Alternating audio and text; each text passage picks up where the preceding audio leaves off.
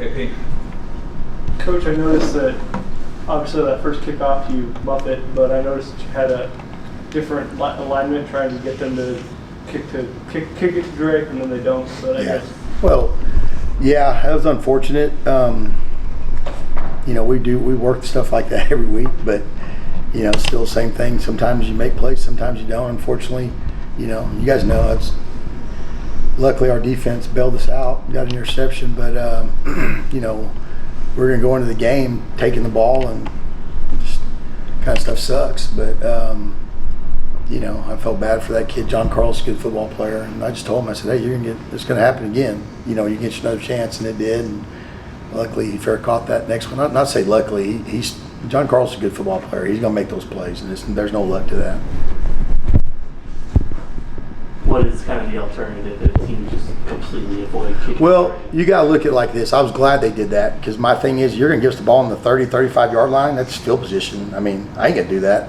I'm not going to, if someone kicks off to us 4 or 5 times and you're going to give us the ball on the 30, 35-yard line with our offense, I wouldn't do that. But they chose to do it. So, and retrospect, we have a plan, just like we had last year. When people started doing that, we got a plan this week.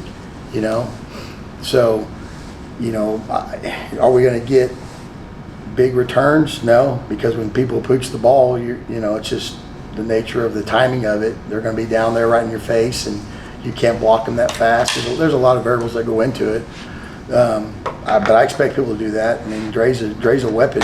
Jordan Brown's a weapon. Jordan Brown was a good kick returner when he was our guy too. So, that's why we got 2 guys back there that can, take the ball deep. But unfortunately, I can't put all kick returners on every position on kickoff return. So, it's just it's a chess game. And like I said, I thought we did a good job of the times that we did, catch it. Dickey got, I think, 10 or 15 yards, got the ball at the 40-yard line. I mean, it's field position for us, the way I look at it. So it's not going to be a 20 to 30-yard return every time. So we just got to take advantage of when that happens and,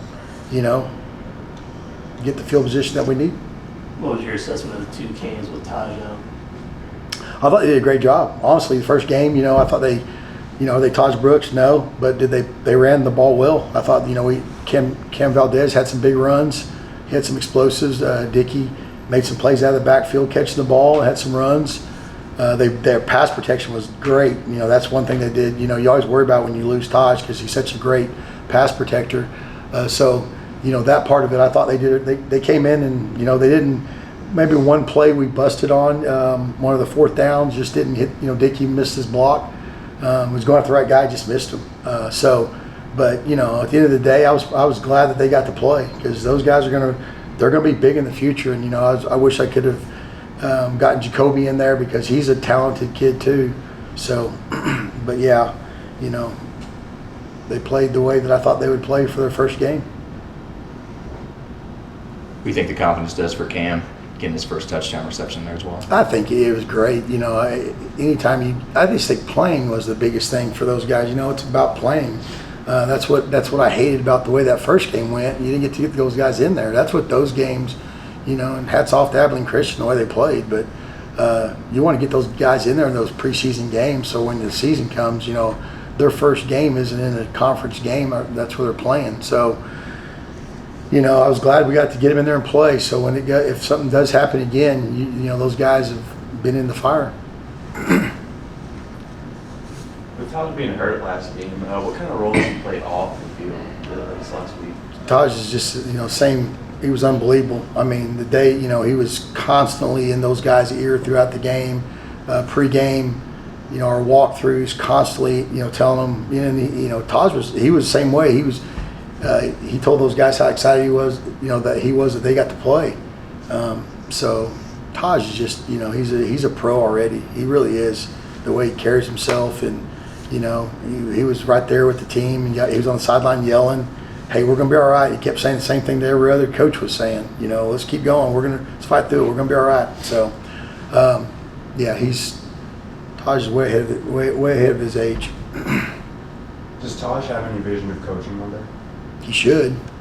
I mean, like I said, he could do it, and I'm not sure what Taj can do, to be honest with you. In my mind, he does a lot of great things. He's great in the community. I think I told him he could be a great community leader for, the way some of our places are, whatever he chooses to do. He's going to be great in business. He's going to be a great NFL football player. But yeah, I think he'd be great for, when he does his football camp. He's got a lot of participants back in Manor because they love him. But whatever Taj does, Taj puts everything into. That's why it works for him. How much did not having him hurt you guys, especially on fourth downs? I think it hurt just from the comfort standpoint, When the Bulls didn't have Michael Jordan, they weren't very good neither. We didn't have Taj Brooks. I think it's a comfort. I think, I can't speak for it, but I'm sure Barron can tell you that there's times where he feels comfortable turning and handing the ball to Taj Brooks. I think our offensive line blocks better when Taj is there just because he makes guys miss. Everything just looks better. I mean, that's part of it when you got a player like him. So did it affect us? Yeah, but can we use that as an excuse? Nope, and I'm not going to use that as an excuse. I mean, guys, we're expected to win games. Y'all know that. I mean, it's just the nature of this business. If not, you're going to be sitting up here, in time asking somebody else these questions, and I get that. That's why. I mean, I'm not going to shy away from nothing. We got to win the game. There's no way around that. I know you want to have a next man up mentality when it comes to these running backs and when people fall, but have you kind of talked to Zach at all, just how the whole system had to change last year as far as the playbook going from pass to run? Mm-hmm. Now you start the season really wanting to focus on run, and then out of nowhere, now you're kind of forced to pass again. Yeah, and I think Barron's changed a little bit from where he was at as well. I mean, the one thing that we got to do better, we got to hit shots downfield. Where Barron in camp and the start of the season, that's where he's been pretty good. So when you start doing that, it makes your running game a little easier because guys back off. I'm sure they had a game plan when they realized Taj wasn't in there. They started dialing some stuff up, definitely pass rush wise for the guys up front. Like anybody, I would do that. So yeah, I think it's just kind of the nature of the personnel you're playing. Coach, could you expand a little bit on how the running backs did pass protection? Because they were throwing double mugs and they were blitzing. Yeah, they threw the kitchen sink at those guys. I think Clay McGuire does a great job, up front with our offensive line and our pass protections. Him and Coach Cochran, that's one thing we're lucky. We got two really good guys that have offensive line experience, and so just putting our guys in there and teaching the running backs, what they have. It was, like I said, we're not going to see much more than we saw last week. So I thought that was good of, being thrown into the fire and not messing up any protections. Coach, you guys have a pretty deep running back room. Do you ever see Adam Hill touching the field this Sure. season? I don't know about this season, but I think Adam Hill's going to be a really good football player in college. He's a big kid. He's smart and got some size to him. But yeah, what? Good thing is right now, we've got enough guys, but I think in the future he's definitely going to come into play somewhat because he's a physical running back and another kid that's really smart and he likes playing football, which is very important. Kenny, how much did you overlap? How many years were you together at Houston with Alan Aldridge? For 3 years, and it's kind of a sad deal. I went down. Every time I was down there, I'd go see him. When he was he's the head coach at Bush High School. So anytime I went to Houston in the fall, in the spring, I'd go by and see Big Al. Man, that really hurt when I heard that he'd passed away. Just because just your teammate, and he's a high school coach. He had such an influence on that community. Down there in Fort Bend where he's been the head coach.